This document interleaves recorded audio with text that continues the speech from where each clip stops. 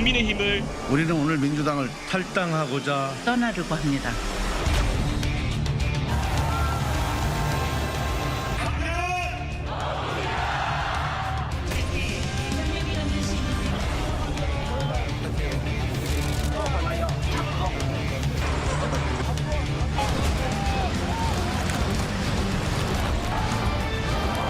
국민의힘 저 폐륜 정권 심판 김준혁과 이재명의 쓰레기 같은 말들 오마 지하라마 이거 심판은 네거티브가 아니라 인생입니다.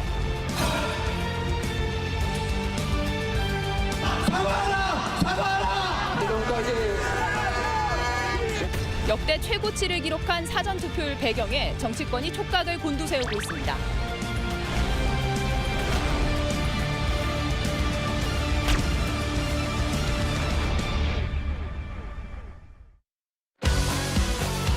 예, 시청자 여러분 안녕하십니까. 진실을 여는 시간 판도라 유호정입니다.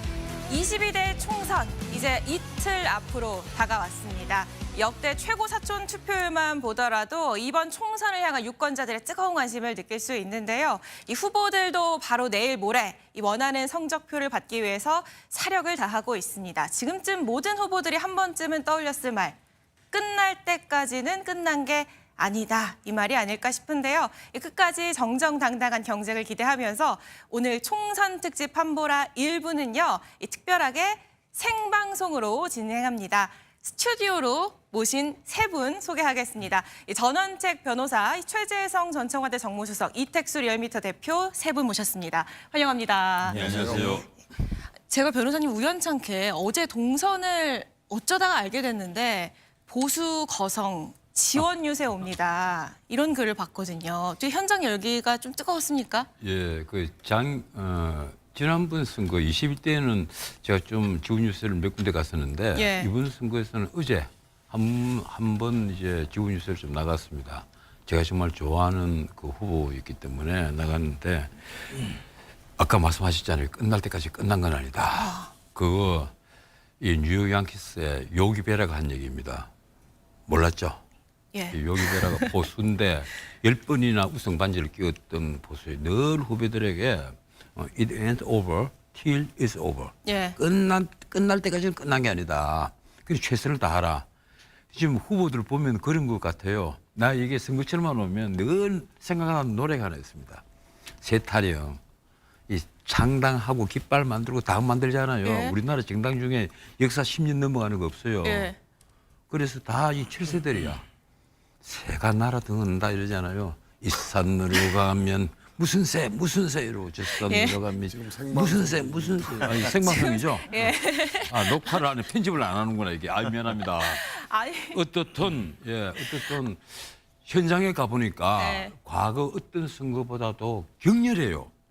마치 제가 지원 나갔던 후보 앞에 다른 후보가 반대되는 후보가 민주당 후보가 한번 하고 갔어요. 내가 그것도 지켜봤어요. 예. 그때 반응도 보고 우리 후보 반응도 보고 이러는데 야 이게 듣는 이게 청중들이 반응도 네. 아주 격렬하고 과거와는 같이 다르게 너무 편이 깔려져 있구나. 하는 걸 너무 뜨거웠다. 이 오프닝 토크는 여기서 끝나는 걸로. 아니 수석님 목소리를 들어봤는데 혹시 대화는 괜찮으신 거죠? 예.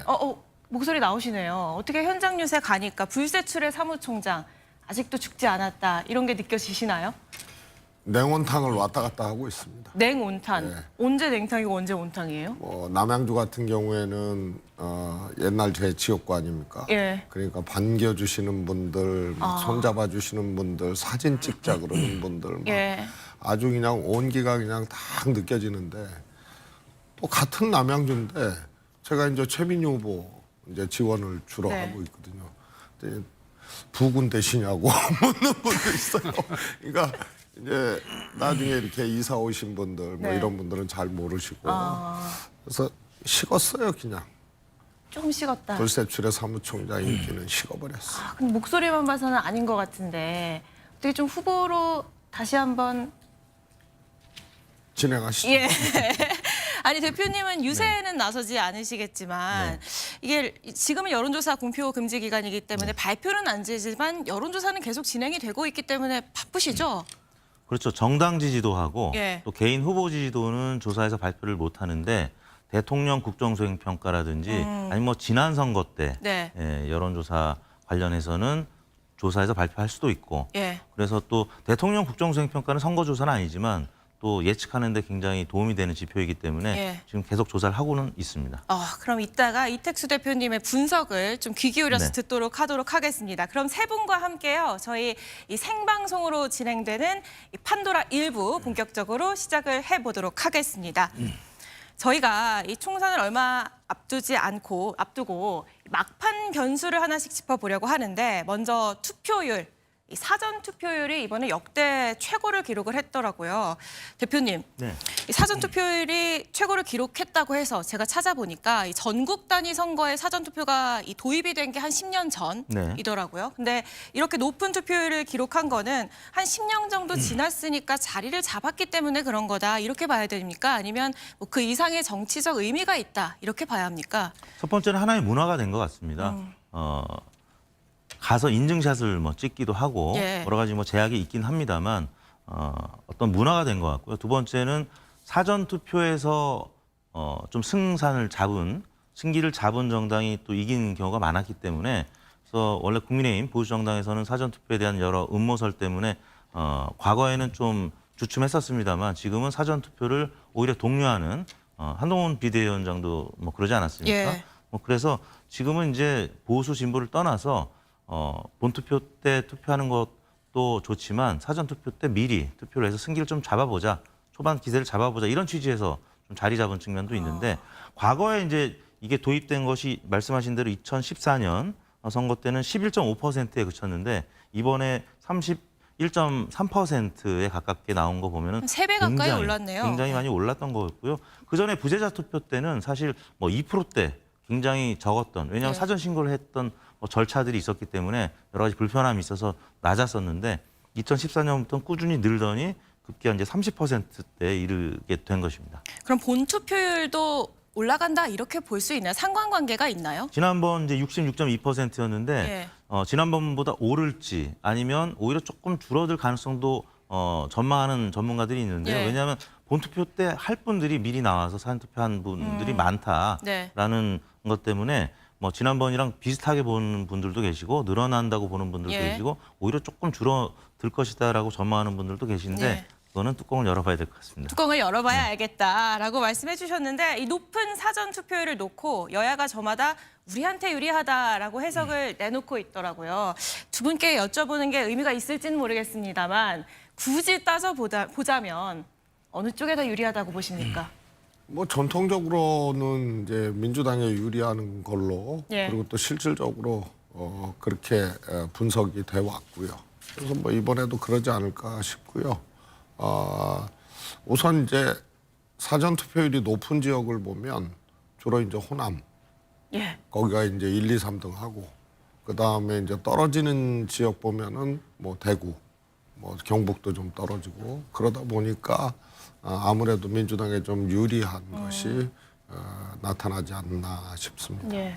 변호사님. 이게 이번 선거가 처음에는 이제 정부 견제론이냐 지원이냐 이러다가 어느 날 갑자기 심판론 vs 심판론이 됐단 말이에요. 이게 네. 한동훈 비대위원장이 아마 그쪽으로 몰아간 게 맞을 거예요.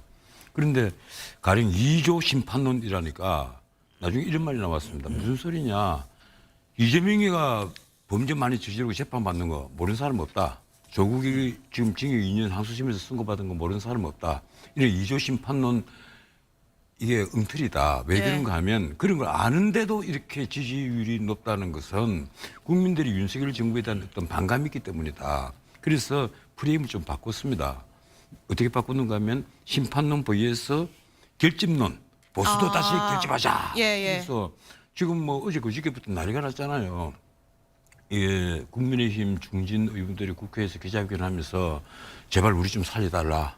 개헌선은 지켜게 해달라. 뭐 패스트트랙선 거의 180석이란 말이에요. 예.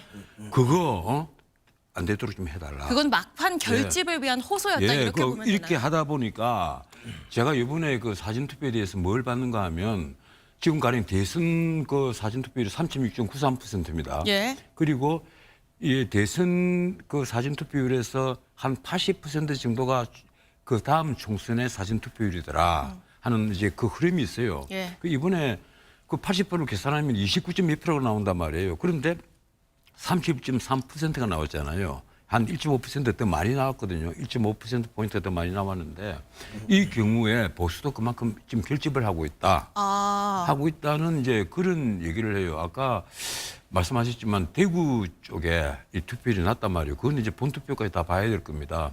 나는 본투표는 40%를 넘었을 거로 봐서 이제 70%를 넘었으면 옛날에는 70% 넘었으면 이 진보가 무조건 이긴다 이랬는데 예. 이번에는 70%를 넘어서는 표만큼 내가 기대하는 겁니다. 사실은. 네. 넘어서는 것만큼 보수가 새롭게 결집을 한 표가 아닐까. 예, 그렇게 돼서 마지막 변수가 되지 않을까. 이 얘기를 이렇게 좀 봅니다. 해볼게요. 예. 정확하게 이 사전투표율 목표치를 맞췄던 분이 계시죠. 민주당의 김민석 선대위 상황실장이 31.3%가 사전투표율 그 목표다라고 맞춘 사람 했는데. 많아요. 아, 그런가요? 31.3이라고 얘기한 분이 그 김민석 그 상황시장 말고도 꽤 많이 있습니다. 찾아보면 인터넷 찾아보세요. 그래서 꽤 많이 있어요. 김문호가 나왔다 이런 얘기가 나왔는데 그러면 이 전문호, 이 최문호를 도전해 보신다면 아니 저는 문어가 되고 싶은 생각 전혀 없습니다. 문호가 되고 싶은 생각. 그런 의류도 아닌 것이 계기도 아닌 것이. 그럼 최종 투표를 맞춰 보신다면 70% 기준으로 업앤다운 하신다면 업입니까 다운입니까? 저는 70%를 넘을 것으로 봅니다. 특히 호남 네. 같은 데서는 이제 80%를 넘겠죠. 그리고 대구, 경북 쪽에도 거의 70%될 것처럼 보이고 수도권에서도 이번에 워낙 왜 그런가 하면요. 우리 국민들이 지난 대선 이후로 딱 둘로 나눠져가 있어요. 예. 이게 통합이 안 됩니다. 통합이 거의 불가능해 보일 정도예요. 그래서 난 이번 총선을 기화로 이 이재명 대표도 그런 얘기를 했잖아요. 이 월드 리폼은 여론이라는 책을 인용을 했던데 총알 대신에 탄환을 총알처럼 해서 손은 진정이 벌어졌다 이거란 말이에요.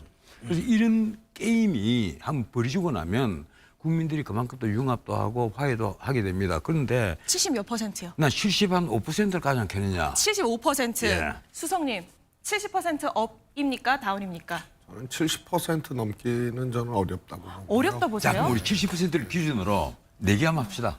변호사님 지금 생방송. 네, 생방이라는 점. 대표님 혹시 예측을 해보신다면 뭐 저도 한 지난번 66%였는데 예. 그러니까 지난 총선 때 보니까 사전 투표 14% 증가한 반면에 최종 투표는 8% 증가를 해서 사전 투표 증가율 대비 한 절반 정도 안팎 오르는 예. 걸로 봐서는 이번에 지난 사전 투표보다 4.59%포인트 올랐는데 한 2, 3%포인트 그러면 60한 9%나 70%그 정도로 보고 있습니다. 저는 69%는 좀 넘기 어렵다. 그럼 69%. 70%를 넘는다는 네, 사람은 넘겨요. 저밖에 없는 겁니까 지금? 그러면은 저희 이 세 분 중에 누가 맞는지는 이틀 뒤에 확인해 보도록 하고요. 저희 그러면 사전투표 이렇게 기간. 합시다. 예. 이제 해서 출연료를 한꺼번에 한 사람이 모아주기. 그거 이따가 이 생방 끝나고 한번 정리를 해보도록 하고요. 이 사전투표 기간에 느닷없이 대파가 화제에 올랐습니다. 선관위가 이 대파를 정치적 표현물로 보고 투표소 이 반입을 금지시키자 논란이 된 건데요. 이 저희 선거운동 내내 여야 공방도 이어졌는데 목소리 먼저 듣고 오겠습니다. 칼틀맛, 입틀맛도 부족해서 이제는 파틀맛까지 합니다. 대파로 무슨 테러라도 한다는 것입니까? 그런 식이라면 일제 샴푸, 위조된 표창장, 법인 카드 이런 거 들고 투표장 가도 되겠습니까? 예, 선관위 조치에 그럼 뭐 법카 들고 가도 되냐 이런 얘기까지 나왔는데 이번 조치는 어떻게 보셨어요? 아니 저는요 그냥 놔둬도 될 것을 너무 지나치게 이렇게 해석을 하고 금지시킨 거 아닌가 싶은데요. 한동훈 비대위원장의 저 발언도 사실은 어울리지 않는 발언이거든요. 저는 뭐 갖고 가도 된다고 봐요. 대파요? 그리고 법인 카드는 예. 다는 아니지만 갖고 가는 사람 있을 거 아니에요. 지갑까지 어떻게 봐요. 예. 아니 이마에 붙이고 간다는 그래서 거죠. 아니 일제 3표 들고 가면 되죠. 네. 그래서 이런 것들이 또 예를 들어서 유권자 일반이 선거운동도 아니고 1차 샴푸 들고 가고 대파 각오한다고 이걸 보고 투표 자기가 해야 될 때를 바꾸고 예. 뭐 영향을 미치고 그런다고 보질 않거든요. 근데 뭐 한동훈 위원장님의 저 발언이 더 진짜 일품이죠. 갖고 가도 돼요. 갖고 가도 근데 됩니다. 그러면 갖고 어법이 그래요. 화법이 그래요. 그냥. 그러면 이렇게 하면 됩니까? 저 사람들은 이렇게 하는데 주로 그런 화법인데 갖고 가도 돼요. 아니 그런데 대파를 그냥 들고 가는 게 아니고 들고 가는 게 아니잖아요. 이 본인은 마트 한 번도 안 가본 사람이 그래서 소고기도 버카로 시켜서 먹고 7급 공무원, 5급 공무원을 로이처럼 뿌려서 시켜서 먹는 사람이 대파 가격도 모를 거예요. 마트에 가서 우리처럼 마트에 일주일에 수시로 다니는 사람이 아닙니다. 그런데 이 대파를 그냥 헬멧으로 만들었단 말이에요. 그걸 어떻게 봐요? 그냥 들고 가는 거예요. 투표장에 왜 대파로 만든 헬멧을 들고 갑니까? 그러니까 한동훈 비대위원장이 이게 표창장을 이만밖에 붙이고 가도 되느냐 이렇게 묻는 거예요 지금. 치사하고 저열한 저런 캠페인 방법은요. 저 후진적 민주정에서 이제 이런 거죠. 이재명 대표쯤 되면 공부도 많이 하고 또 점잖은 당 대표잖아요. 그러면 대파 헬멧을 왜 들고 다니는 겁니까 그게? 예, 수석님. 발언 총량이 지금 일방적으로 좀 과대하십니다. 글쎄. 저는 이 문제는 대파 문제는 뭐 다들 아시는 문제지만 뭐 저도 청와대에 있었습니다만 대통령이 어떤 동선을 짜고 일정을 예. 짜면은요 우선 시스템이 작동하잖아요. 네. 이거는 목표가 물가 현장을 대통령이 직접 가시는 일정이에요. 예. 그래서 고물가 시대니까. 예. 그래서 가시면은 이미 다 파악을 하는 거거든요. 그런데 거기서 그러고 그다음에 또 집권당인 국민의당의 이수정 후보 있잖아요. 국민의힘에? 국민의힘에 아니다 한 단이 아니고 한 뿌리에 875원이다. 이렇게 얘기를 해요. 예. 그럼 만약에 10뿌리 들었으면 8,700원이 되는 거예요. 이런 걸 보고 기가 막혀 하는 건데 이재명 대표가 대파 가격을 모를 것이다라는 것은 정말 총명하신 전 변호사님의 그건 추론이고. 대파 가격이요. 한 단에 이 큰 걸 6개, 7개 묶어서 한 단에 저는 우리 집에서 3,000원씩 하다가 어느 날 잠시만요. 그게 절반으로 줄어들어 버려 묶인 게. 대파 공방에 이렇게 그렇다고 한 뿌리에 벌어지니 875원이 뭐예요? 10뿌리면 8,700원이에요. 이수정 후보가 잠깐 실수를 한 거죠. 네. 그래서 대파 공방에 이렇게 용산파가 이어지니. 있고 수정파가 있는 거예요. 용산파는 한 단에 875원, 수정파는 한 뿌리에 875원. 그리고 국민파는 3,000원 가령 넘어요. 지금 생방송이라는 걸 잊지 이것도 말아주시고요. 분파가 네. 있어요. 윤 대통령 같은 경우는 우리가 너그럽게 이해를 합시다. 이 만기 칠람을 하다 보니까 머리가 얼마나 복잡하겠어요. 아니죠. 대파 가격까지. 그거는 왜냐하면 갑자기 누가 물어보거나 이런 몰라도 대통령의 일정은 정말로 그거는 고물가 시대의 예. 일정 아닙니까? 이런 공방이 있었고 선관위의 조치는 또 별도의 문제 아니겠습니까? 그게 문제예요. 선관위가. 이 선관위 조치가 얘기를 문제다. 안 했으면 예. 이 문제가 이렇게 일파만파, 천파만파가 되지 않을 건데 근데 선관위가. 뭐 민주당이 아니라 유권자가 물어봐서 예. 거기에 대한 답변이라고 하긴 선관위가 합니다만. 그걸 공식적으로 야 대파 들고 가지 마라. 대파 들고 투표하러 가지 마라 이러니까 아닌 말로 예. 이 야당 입장에서는 내가 만약 야당을 해도 내 대파 들고 갈 거야. 화가 나니까. 선관위가 말을 그렇게 하면 화가 나죠. 예. 그래서 내가 보니까 선관위가 정말 엉뚱한 얘기를 한 것 같아요. 근데 이제 선관위 입장을 또 생각해 보면 관전자 입장에서 두 분 이제 질문을 하니까 답변을 한다는 근데 거죠. 유권 해석을 또 안 내릴 수도 없고 만약에 거기서 노 코멘트로 하면 그것도 또 기사가 될 거거든요. 그러니까 선관위 입장도 저는 좀 이해는 가는 측면이 있습니다. 예. 이제 근데 지금 질문이 왔기 때문에 근데 답변을 한동훈 위원장이 그럼 표창장 부시고 가도 되느냐? 이래도 선관위는 답변을 하지 그래서 않잖아요. 관전자 입장에서는 민주당의 이제 아까 제가 사전 투표가 문화라고 이제 말씀을 드렸는데 사전 투표를 제고를 위한 어떤 유머러스한 캠페인을 벌인 측면이 있는 것이 아닌가. 그래서 특히 민주당 지지층은 보수층보다는 훨씬 더 사전 투표를 하나의 문화로 예. SNS도 올리고 유머러스하게 이제 예. 보기 때문에 그런 측면에서는 조금 성공한 캠페인이 아니었나 싶습니다. 네, 그런가 하면요. 이 대파 공방에 이어서 삼겹살 공방도 오갔는데요. 이재명 대표가 이 삼겹살을 먹었다면서 사진을 올렸는데 그 사진이 삼겹살이 아니라 소고기가 아니냐라면서 이 거짓말 논란이 일었습니다. 그리고 또 하나 이재명 대표의 이 발언도 이 화두가 됐습니다. 들어보시죠.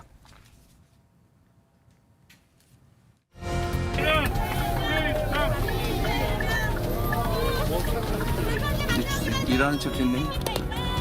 일하는 척 했네. 아이고 허리야. 허리 너무 아파. 진짜 여러분을 위해서 일하고 싶습니다. 저희는 일하는 척 하지 않겠습니다. 저희는 소고기 먹고 삼겹살 먹은 척 하지 않겠습니다. 검사인 척 하지 않겠습니다. 위급 환자인 척 해서 헬기 타지 않겠습니다. 여러분. 예, 유세 직후에 이제 차량에 타서 했던 말, 뭐 일하는 척했네, 이 발언이 이제 생중계가 되면서 관심을 받았는데요. 여기에 더해서 이 삼겹살 논란까지 한동훈 위원장이 오늘 이 삼겹살집, 고깃집을 찾았더라고요. 이건 뭐 거짓말 공방에 불을 붙이겠다 이런 의도인 것 같은데 수석님 보시기에 어떠셨습니까? 아니 저는 유치해요. 유치하다. 그 고깃집 찾아간 것도 그렇고 예. 그 고깃집이 삼겹살 소고기 같이 파는 집 아니에요. 예? 그래서 소고기만 먹은 것도 아니고 제가 보기에 삼겹살 소고기 같이 먹은 건데 그래서 올리기를 삼겹살 먹었다고 올렸다고 그거 트집 잡고 거기 또 비대위원장이 뭐예요? 당대표 아니에요. 그렇죠. 그 집 직접 가가지고 그러고 말이에요. 예? 그래서 아이 오리고기하고 흑염소하고 같이 파는 데서 오리고기 먹었다고 올린 게 뭐가 문제예요? 문제가 전혀 없다. 아니 이런 거 가지고 이런 거 가지고 저는 거기 찾아간 게 정말 문제라고 봐요. 아니 앵커께서 좀 중립을 지키십시오. 지금 중립을, 우리 예. 그 최 전 의원께서 하시는 말씀은 그거 아니에요. 지금 대파 들고 투표장에 가는 것은 유시하지 않고 지금 삼겹살 아니 소고기 먹고 삼겹살 먹었다고 하는 것은 왜 그런 걸 따지는 것은 유치하다. 솔직히 말해서 저도 이런 논란을 보고 참 유치하다는 생각은 해요. 예. 그런데 그러면 우리 거꾸로 한번 봅시다. 삼겹살 앞에 쫙 구워놓고 여당을 지지하는 사람들 삼겹살 하나씩 다 들고 이마박에 부시고 다 들어가 투표장에. 아니 그거랑 좀 다른 문제라니까요. 지금 얘기는. 제가 유치하다고 그 하지 말을 하는 거니까. 너무 않았습니다. 격길로 빠지시니까 이거 감당이 안 돼. 내가 보니까 솔직히 말했어요. 이게 대파 논란부터 이런 문제가 번진 거예요. 이 정치의 여러 가지 이 일 중에 선거가 꽃 아닙니까? 모든 정치 행위의 꽃이란 말이에요. 예. 그런데 이 축제 같은 걸 어떻게 대파를 들고 투표장에 간다 이 발상하는 자체가 이 선거 자체를 저열하게 만들어버리는 그런 행위입니다. 그래서 내가 보기로는 이 논란을 처음에 일으킨 분이 사실은 사과를 해야 돼요. 대파로 헬멧을 만들어서 이마에 덮어 쓰려고 한 사람부터 사과를 해야 된단 말이에요. 나는 잘못된 거라고 봐요. 아니 대통령이 하나로 마트에 가서 875원짜리 대파 단이 있길래 이거 들고 그런 얘기를 했어요. 아 참 이게 합리적인 가격이다. 솔직히 대파 가격을 다 아셨다면 이거 어떻게 특별 가격인가 이렇게 말을 할 수 있을 텐데 대통령이 어떻게 마트에 못 다니잖아요. 근데 그 이런 얘기 잘 맥락이 몰랐겠죠. 있기는 하죠. 그게 네, 뭐 물론 이게 압니다. 그런데 어떻든 제가 보기로는 그래요. 그런 걸 이 계속해서 공격 포인트로 삼아가지고 이 대통령은 이 고물가의 어떤 주범처럼 프레임을 만들면서 대파를 들고 이게 투표장에 간다. 그 발상을 하는 자체가 이 민주주의의 선거라는 제도를 아주 저열하게 만들어버리는 정말 이게 저열한 행위입니다. 예, 수석님. 아니 다시 대파로 돌아가시는데 문재인 정부 때 저 청와대에 있을 때요. 예. 그때 코로나 와중에서 달걀값이 엄청나게 올랐거든요. 달걀값이. 예. 그러면 그것도 이제 민심의 이제 바로미터처럼 돼버려 가지고 엄청 올라서 매일 뉴스가 나오고 이래요. 그래서 그 대책회의를 해요. 달걀값 하나만 올라도 대통령이 대책회의를 해요. 그래서 보고서가 가요. 그러면 그 오른 원인에 대해서 분석을 합니다. 예. 뭐 소비가 늘어났다든가 그러면 방책으로 뭐 미국산 달걀을 더 수입한다든가 저 같은 경우는 정책실 보고가 이게 좀 뭐가 하나 빠졌어. 보니까 그 달걀에 글씨 새기잖아요. 뭐 유통기한하고 뭐 이제 등급도 매기고 그것을 새기는 것은 일단 시설 투자를 해야 되거든요. 그런데 소비가 는다고 그 시설 투자까지 하지를 않아요. 그래서 가동률을 점검을 해요. 그러니까 81% 가동률이야. 그럼 그 가동률, 글씨 새기는 계란에 이 가동률을 90%까지 올려보자. 뭐 이런 거예요. 계란값을 이제 파악하고 그러니까 당연히 대파도 대파값을 파악하고 참모들이 벌써 다 분석하고 예. 그리고 그 대안이 뭔지까지도 갖고 가야 되는 거예요. 대통령의 일정을 갑자기 들이댄 게 아니잖아요. 아니 정말 너무 이상한 말씀하십니다. 문재인 정부 때 달걀 외국에서 엄청나게 수입했잖아요. 수입했어요. 예, 엄청나게 수입했어요. 우리나라에서 달걀 얘기했잖아요. 가격이 조정이 안 되니까 제가 알기로는 거의 전체 소비량의 한 40% 정도를 내가 그 수입한 걸로 내가 기억을 아니, 합니다. 수치는 네. 마음대로 얘기하시면 안 되고요. 아니 한 내가 그렇게 이게 기억을 공방은 해요. 아니니까요. 저희가 10% 남짓 넘었어요. 했고요. 이게 공방은 아니니까 대파 논란과 아까 삼겹살 논란 이거의 본질은 이렇게 물가 문제다라는 말씀이신 건데. 아니 삼겹살은 좀 다른 문제고요. 그거는 왜 소고기 먹고 삼겹살 이 SNS에 올렸냐 뭐 이런 트집이거든요. 소고기 먹고 삼겹살 먹은 척했다. 근데 두 개 다 파는 집이에요. 그러면 저기 후보자가 소고기 먹으면 나쁜 사람이고 삼겹살 먹으면 괜찮은 사람입니까? 그래서 아니 이 사진이 문제는 찍혀 있는데 너무 옆에 치졸해. 소고기만 놓이가 있잖아요. 대표님, 삼겹살 안 놓이가 있고. 대표님 보시기에는 어떻게 보셨습니까? 그만큼 이제 국민의힘 내부에서도 지금 지역구 의석 강세를 보이는 곳들이 예? 100곳이 채 안 되고 이런 이제 위기 상황. 그리고 어제 뭐 주요 선대위원장들도 그랬지만 예. 개헌 저지선 우리가 지킬 수 있도록 해달라. 그만큼 다급하기 때문에 과거 이제 민주당도 뭐 3연패 했을 때 뭐 생태탕 얘기가 나오지 않았습니까? 또 굉장히 지금 서로 공격할 포인트가 많지 않기 때문에 어떻게 보면 굉장히 좀 우스꽝스러운 이런 비판들이 지금 나오고 있는 것 같은데요. 그만큼 우리 정치권이 한편으로 보면은 좀 뭐 후진 부분이 될 수도 있겠지만 후보들 공천 과정에서 많이 걸러내다 보니까 이제 지적할 것들이 많지 않다라는 얘기죠. 네. 그러다 보니까 이제 먹을거리 갖고 싸우는 그런 모양새를 제가 보이는 한 것 같습니다. 말씀만 딱 드릴게요. 문득 예. 생방송이니까요. 네, 한 저희가. 말씀 드릴게요. 한 말씀만. 예, 소고기를 소고기라 부르지 못하고 예. 소고기를 삼겹살라 부르는 심정을 제가 이해는 합니다. 알겠습니다. 예, 그럼 모레 본투표를 앞두고요. 막판 판세를 좀 짚어보도록 하겠습니다. 제가 여야 전망치를 짧게 정리를 하면은 원래 국민의힘은 110석에서 130석 이 확보를 예상을 했는데 최근에 120석에서 140석으로 이 목표치를 올려 잡았고요. 더불어민주당은 확실한 우세 지역은 110석이다. 이 전망은 유지를 하면서 박빙 지역에서 승리하고 비례까지 합치면 153석 이상을 목표치로 잡고 있다. 이런 얘기를 했습니다. 대표님 먼저 전체 판세를 조망해 볼 수 있는 여론조사 결과를 좀 소개를 부탁드릴게요. 네, 최근 이제 발표된 여론조사 결과가 있었는데요. SBS가 지난 1일부터 3일까지 4일 동안 전국 유권자들 대상으로 전화 면접 방식으로 이제 한 결과인데 자세한 내용은 중앙선거여론조사 심의위원회 홈페이지를 참고하시면 되겠습니다.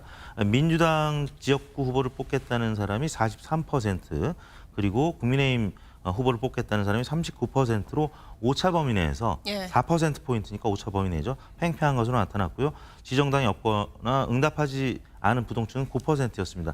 4년 전에 SBS가 이제 비슷한 시기에 했던 결과는 이거보다는 사실 격차가 컸었는데 이번에는 격차가 그보다는 이제 작은 거 봐서는 이제 블랙아웃 기간을 앞두고 보수층도 결집한 것이 아니냐라는 어떤 상황을 볼 수 있는 지표인데 사실 지난 총선 때 각 당의 그 지역구 득표율은 41.5 대 49.9, 8.4%포인트밖에 차이가 안 났는데 의석은 굉장히 많이 차이가 났죠. 그쵸. 왜냐하면 승자 독식 제도이기 때문에. 그래서 오차 범위 내에서 4%포인트 차이지만 만약에 이대로 그냥 끝난다라고 하면은 뭐 지난번보다는 의석이 줄 수는 있습니다만 민주당이 여전히 좀 앞서가는 형국이다 이렇게 말씀드릴 수 있을 것 같습니다. 그 경합 지역을 반반 나눠 갖는 게 아니라 한 표라도 더 많은 쪽이 다 가져가는 거기 때문에 의석수는 쏠릴 수 있는 것 그걸 같은데. 성자 독식 제도라고 하지 않고 이 정치학 교과서에는 그 다수 대표자라고 합니다. 다수 대표제. 변호사님 현장 다니시니까 민심 예. 직접 느끼시잖아요. 보수 결집, 마지막 막판에 결집하고 있다. 그리고 여권의 악재는 좀 정리되고 있다라는 게 여권 내부 분위기인 것 같은데 실제로 그렇습니까? 제가 좀 짧게 말씀을 드릴게요. 이번 선거는 가령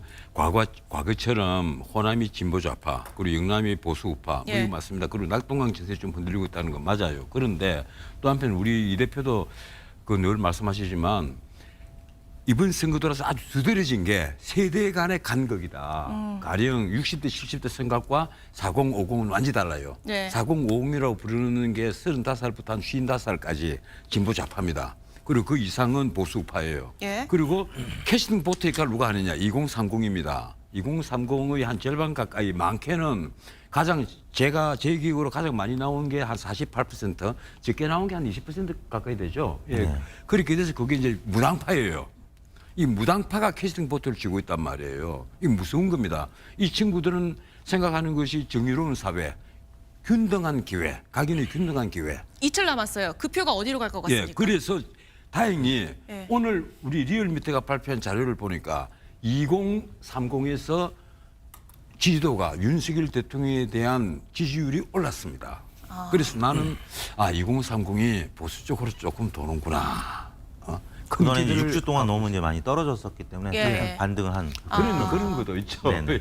그럼 많이 기대를 말씀해 주셨는데 수석님, 목이 쉴 정도로 현장 유세를 다니고 있는데 실제로 민심을 느끼면 판세를 알 수 있다 이런 말씀들 많이 하시거든요. 어떻습니까? 이제 제가 주로 이제 남양주 지역을 다니면은 이제 민주당이 조금 강세 지역이에요.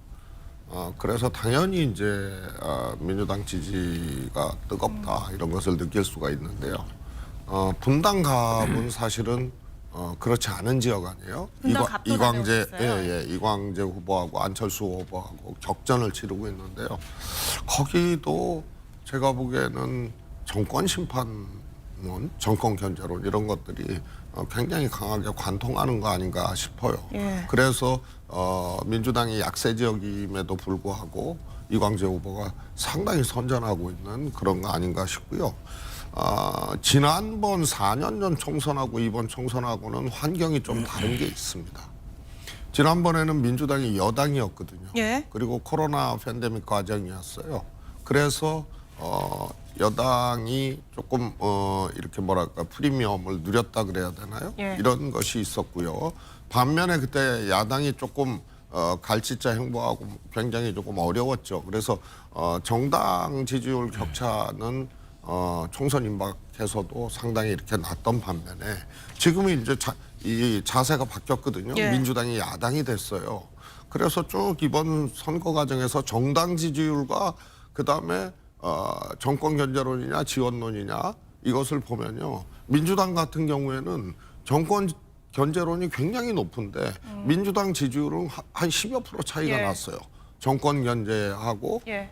민주당 지지율하고 이런 것이 계속 쭉 돼왔거든요. 그래서 정당 지지율로는 가늠하기 참 어려운 선거다. 그런 점이고요. 43대 39라는 SBS 조사는 보수 결집이 좀 이루어진다라고 이제 평가는 할 수 있겠는데요. 네. 이제 부동층은 사실 9%밖에 안 되는 거 아니에요? 예. 그러니까 상당히 지금 다 응답을 한 거예요. 자기가 무당층이라 하더라도 어느 당 후보에게 할 것인가에 대해서는 응답을 이제 거의 다 한 건데 이것도 역시 어느 당 후보냐라고 물었기 때문에 그러니까 정권 심판론과 정당 지지, 정당 후보 지지 요것과의 간극은 이번에 분명히 있는 선거다. 그래서 저는 4년 전하고 조금 유사한 그런 이제 총선 결과가 네. 유사하게 나오지 않을까 싶습니다. 예, 수도권 얘기가 나와서요. 저희가 좀 범위를 좁혀서 이번 총선 최대 격전지 수도권 얘기를 좀 해보면요. 대표님께 좀 부탁을 드릴게요. 수도권 이 주요 관심 지역구 여론조사 결과를 정리를 좀 부탁드릴게요. 네, 가장 최근에 이제 많이 나왔던 여론조사 결과들이 서울 동작을 그리고 예. 인천 계양을 그리고 성남 분당갑 이런 지역들입니다. 왜냐하면 여기에 출마한 후보들이 이 대선 주자급들이 많이 포진이 돼 있고요. 그리고 워낙 여론조사 결과들이 엎치락뒤치락 오차범위 내에 있는 것도 있고 어떤 경우는 국민의힘 후보가 이기는 지표도 있고 예. 또 민주당 후보가 이기는 지표들이 이제 혼재돼 있기 때문에 그래서 예측이 어렵고 두 번째는 선거 이후에 파급력이 굉장히 큰 왜냐하면 정당 차원에서도 그렇지만 가령 뭐 이재명 또 이광재 혹은 원희룡, 안철수 다 대선 주자급들이잖아요. 예. 이번 선거 결과에 따라서 대선 주자로 부상할 수 있느냐, 지지율이 더 올라갈 수 있느냐 아니면 묻혀지느냐 이게 갈림길에 서 있기 때문에 그래서 주목을 받고 있는 것 같습니다. 예. 동작을에 네. 민주당 같은 경우는 유삼영 후보가 정치 신인을 공천을 했는데 이재명 대표가 여기에 굉장히 많이 가고 있어요. 이거는 이유는 뭐라 보세요? 거기는 한강벨트잖아요. 예. 그리고 상징적인 지역이거든요. 일단 나경원 전 원내대표가 이제 출마한 지역이고, 예. 근데 전통적으로 민주당이 나쁘지 않은 지역이에요. 강세 지역이에요. 그래서 여기 이거를 이제 현역 의원이 민주당 의원이었거든요. 한강벨트인데다가 민주당 현역 지역을 뺏기게 되면은 예. 다시 말해서 나경원 후보가 그 전에 이수진 의원이었잖아요. 이 의석을 뺏어 오게 되면 그럼 한강벨트에 좀 영향이 있을 수 있고, 그러니까 굉장히 상징적인 지역이 돼버렸어요. 그래서 이 대표가 이제 자주 가는 거고요. 제가 이렇게 접전 지역이라고 쭉 분리되었던 그동안 조사에서 이런 걸 한 30여 군데를 쭉 보니까요. 민주당 현역 의원을 배출했던 지역구 중에 지난 총선에서 접전 지역에 해당하는 게 10개가 안 돼요. 그런데 국민의힘 현역 의원을 배출했던 지역, 그쪽에 접전 지역이 나머지. 그러니까 그 중에 하나가 이 동작 나경원, 유삼영 후보가 붙는 데니까 이 지역이 민주당 입장에서 또 이재명 대표 입장에서는 굉장히 이제 중요한 지역이 됐죠.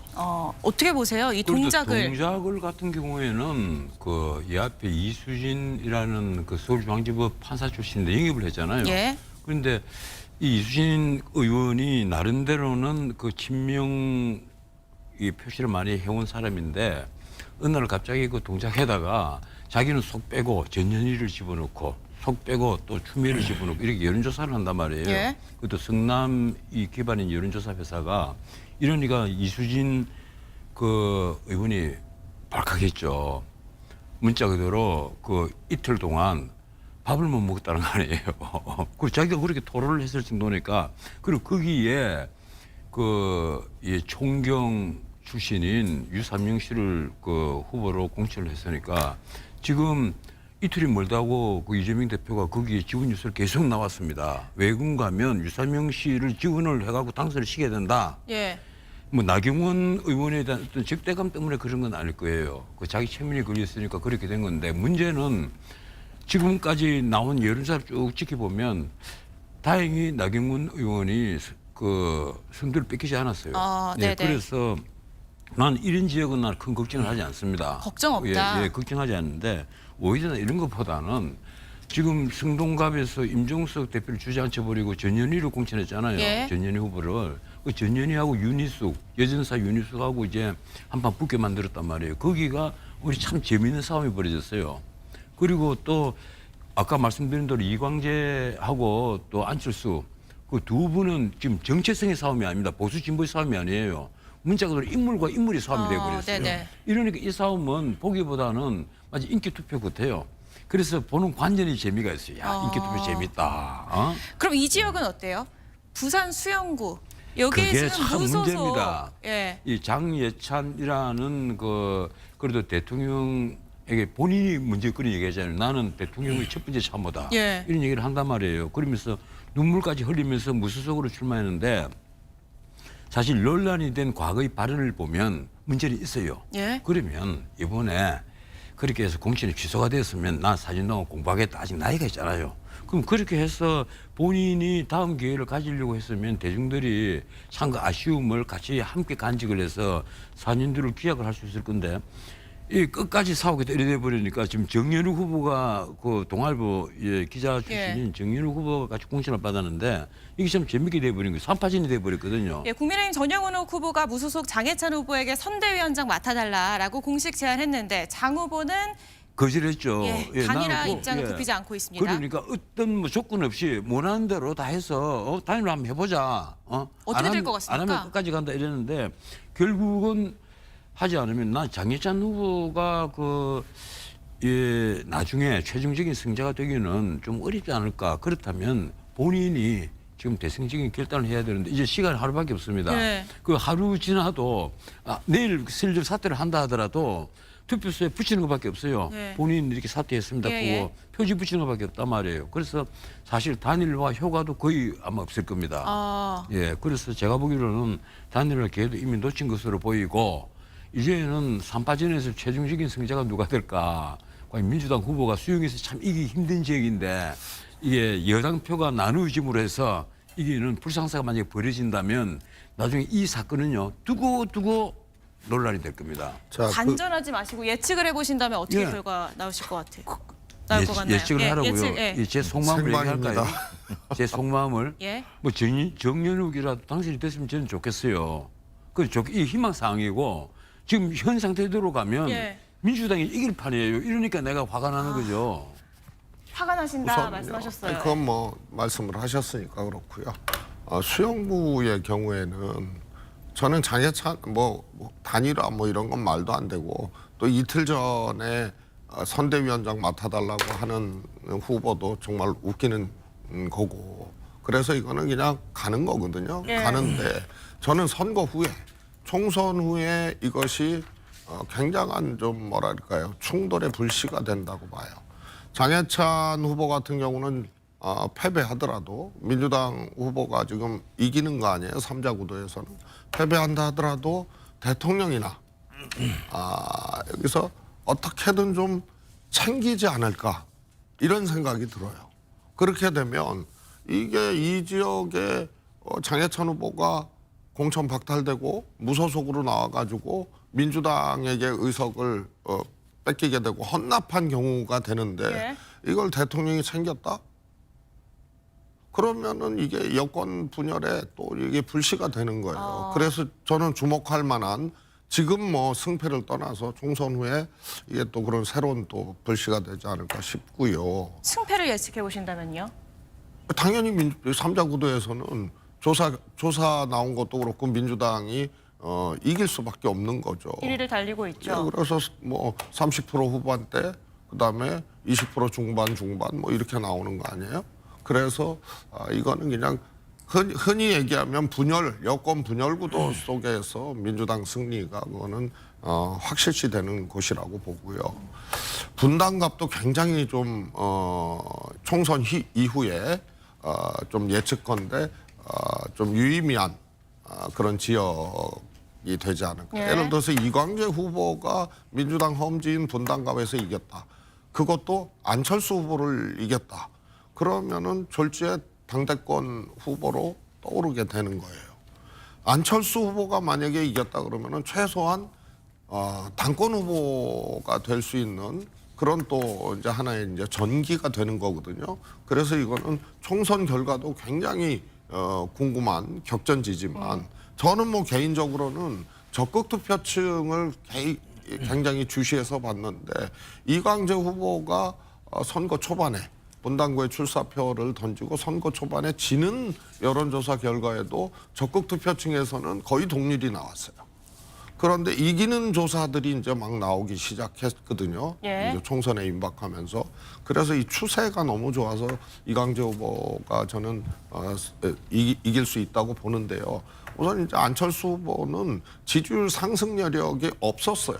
애당초 그 지지율로 그렇게 계속 답보 상태로 이렇게 왔기 때문에 그건 아무래도 포텐셜이 없거나 정치적으로 새로운 설계를 하기는 어려운 사람이다. 이런 것이 좀 반영된 게 아닌가 싶고요. 아무튼 여기서 이긴 사람, 예. 특히 이광재 후보는 민주당의 당권 후보 혹은 대권 후보 이런 걸로 도약할 수 있는 하나의 이제 전기가 되는 거죠. 그래서 총선 후가 좀 주목되는 지역. 예, 총선 이후 관전 포인트까지 짚어주셨는데요. 여야 대표가 막판까지 총력전을 다하고 있는데요. 이 모습 보고 오겠습니다.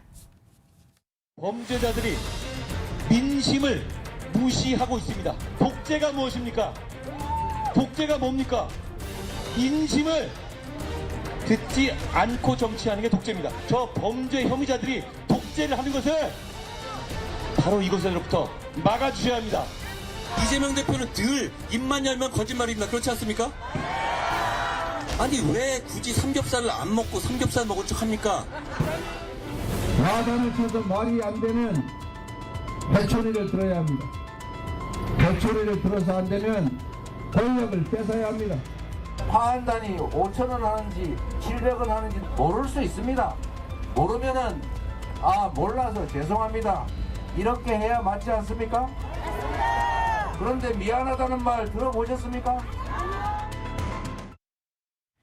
예, 사전 투표율 역대 최고를 기록했지만 아직 투표를 하지 않은 유권자들이 더 많습니다. 여야 모두 막판 총력전을 벌이고 있는 상황에서 이 총선 승패를 가릴 마지막 변수가 뭐라고 보시는지 수석님께 좀 들어봐야 할 것 같습니다. 막판 변수 뭐라고 생각하십니까? 이제 뭐 막판인데요. 잠시만요. 저희가 광고 듣고 오겠습니다. 예, 이번엔 정말로 이 총선 승패를 가릴 마지막 변수 수석님 얘기를 마저 듣겠습니다. 광고 다 예. 들었나요? 저는 역시 리더 리스크. 리더 리스크. 네, 대통령 포함해서 리더 리스크라고 보고요. 뭐 대표, 야당 대표, 국민의힘 비대위원장 다 지금 두 분의 어떤 이야기, 예. 두 분의 이제 모습 이걸 보고 이제 공방들이 이제 막 벌어지는 거기 때문에요. 이제 대표 리스크고요. 대통령 포함하면 리더 리스크 이게 있는 거고요. 대통령이 뭐 새롭게 어떤 뭐 문제점을 내보낼 이제 이 시간도 지금 안 되잖아요. 네. 거의 이제 막바지까지 왔는데 뭐 제가 보기에는 김건희 여사 투표하는 모습 있잖아요. 원래 대통령 부부가 하거든요. 근데 대통령 혼자 했어요 이번에. 네. 그것도 예를 들어서 일종의 리더 리스크 중에 하나로 이렇게 작용하는 것. 그래서 대표 리스크, 리더 리스크 이것만 남았다. 예, 변호사님 마지막 변수.